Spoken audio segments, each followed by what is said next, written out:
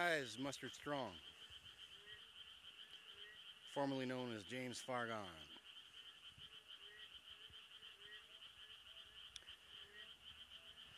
I'm out at the community farms near my apartment block. You can hear the frogs. I came out here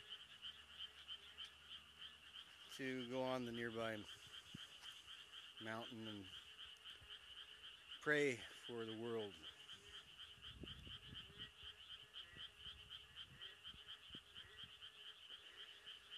I've been awful silent lately. Part of that's been because I've been busy.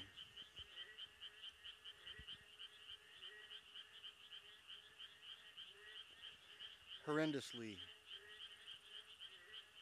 busy and beset with various complications and difficulties.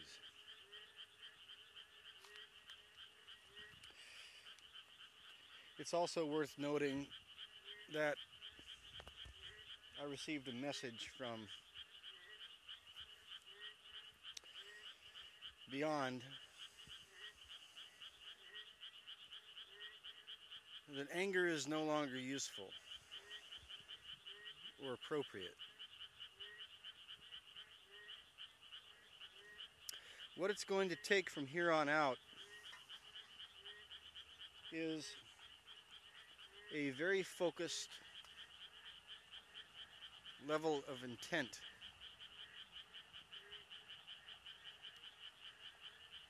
based on a very high level of awareness.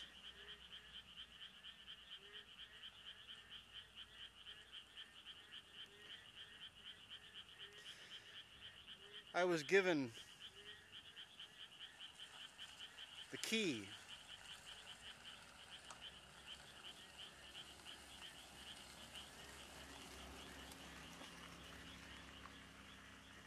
a key.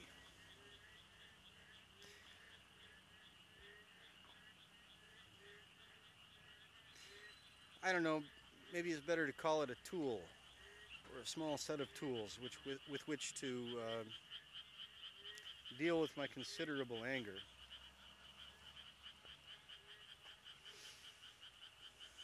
And I've been applying it, and I find that my life is much better.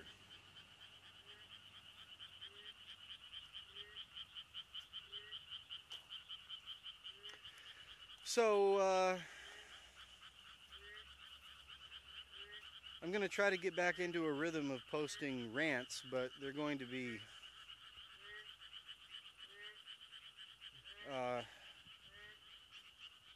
rants without expressions of extreme anger, and I was tending toward that anyway. But anger takes so much energy, and God knows we need as much energy as we can possibly get.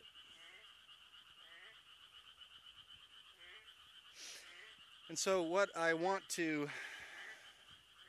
say right now is this.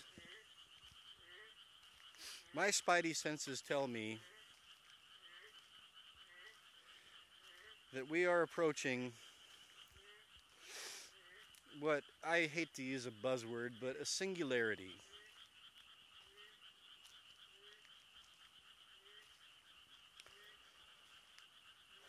Things are so wound up, so tight. Something's got to give. Again, I hate to use a cliche, but it's true. Something has got to give. So what I'm looking at is the date of July the 27th. That's right around the beginning of the Rothschild Olympics, which is slated to be a massive occult event And I wouldn't be in the slightest surprised or consternated if there was a massive false flag terror attack or very quick concatenation of false flag terror attacks.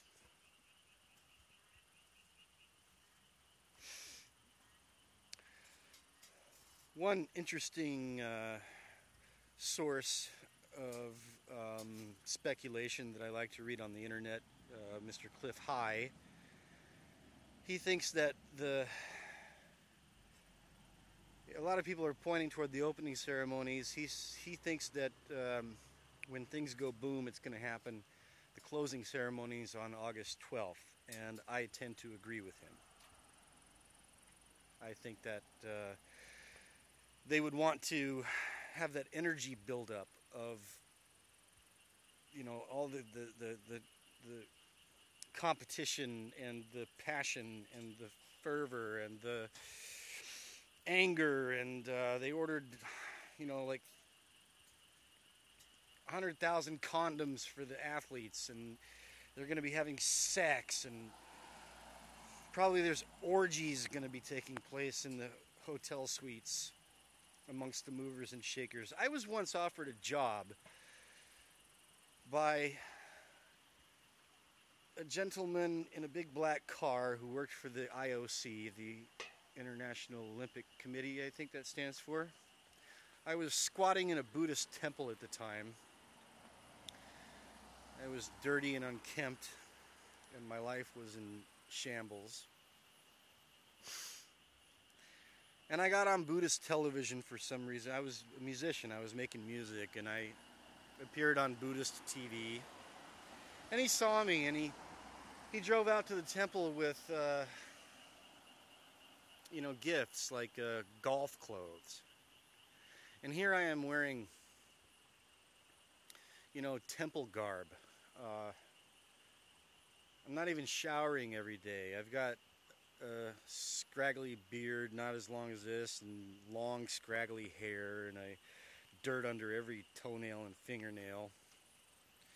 And this guy brings me golf clothes, golf shirts, and, you know, telling me he feels sorry for me and he sees potential in me.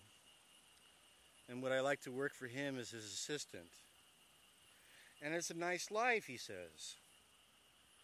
You can make lots of money, you can make connections, you can, you know, travel to different cities and stay in nice hotels and eat the best food and drink the best wine. I thought about it, kinda, for a short while. I consulted the abbot of the temple, and he said, well, here's, you know, you're a free man, you can do whatever you want, but here's what you can expect if you take this fellow up on his offer. Yeah, you're going to stay in the hotel suites, and you're going to get the finest of everything, and, you know, the best whores. You'll get the best whores. That's a cool effect. You'll get the best, you know, you get pussy, lots of pussy.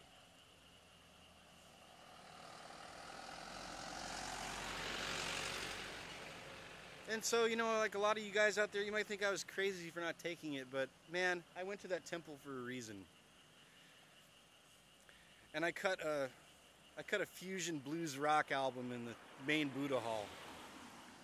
It's still available on iTunes. Wouldn't trade that experience for anything. Told the guy thanks, but no thanks. Point being, there's going to be orgies in those hotel rooms. There's probably going to be a lot of other really dark shit that I don't even want to talk about going on. Human trafficking, sexual slavery, human sacrifice, because these are occultists.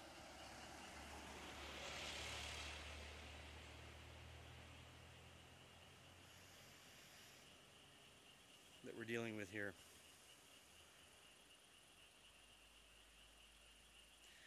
So I think they're going to want to They want to get all that energy, that human, emotional, psychic energy pent up to a fever pitch. And then the Big Bang, kaboom. And then they'll try to use it as a justification for martial law and police state madness all over the globe. Now, July 27th is also an interesting date because July 27th, a friend of mine who is a history encyclopedia, a walking history encyclopedia, told me, and so I trust him, so I'm citing him, said that July 27th, 1953 was the day that the armistice was signed between the North and the South of Korea. And there was a Korean prophet, forget his name, founder of a very pure indigenous Korean religion called Jungsando, who prophesied that a terrible calamity would break out on this peninsula on July 27th, 2012. And I believe that was well over 100 years ago that he made that prediction, that prophecy. And this peninsula is a powder keg. And I'm sure that they would love nothing more than to start a big old destructive war here. And to do it on a meaningful anniversary. Which they love to do. Yeah?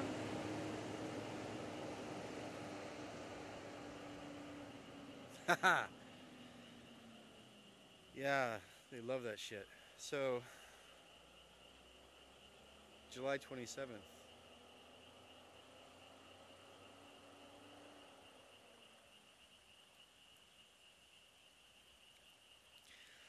I reckon if we sail through July 27th without anything horrible happening here, I'm just going to really just turn inward.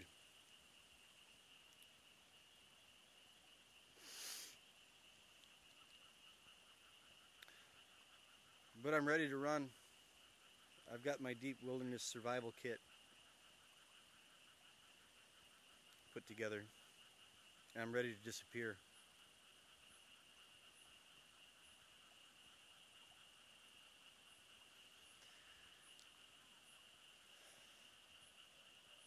So we're looking at some interesting times ahead, maybe. I hope they're not too damn interesting.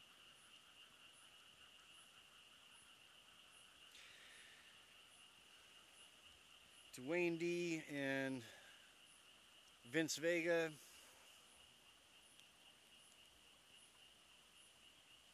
.420 Homestead, all you guys out there that have listened to what I had to say and responded and checked in on me and showed concern and just been good brothers. Thank you.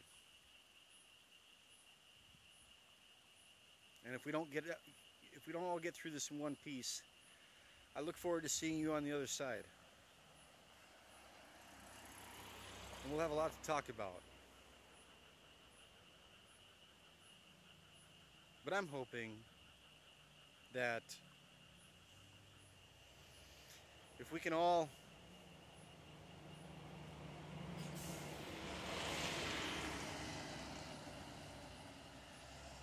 somehow focus our intent and our spiritual substance toward a positive outcome, that our votes count, and that we can take a positive direction together. And these ghouls don't have to, well, I think in the very end they're just going to end up devouring each other and themselves, but I'd like to live to see the day when that happens. And I'd like you guys to be there as well, so we can slap each other on the back and celebrate. With that, I'm going to close out. Let's return God's world to God. And to hell with the devil. This is Mustard Strong, formerly known as James Fargon. Over and out.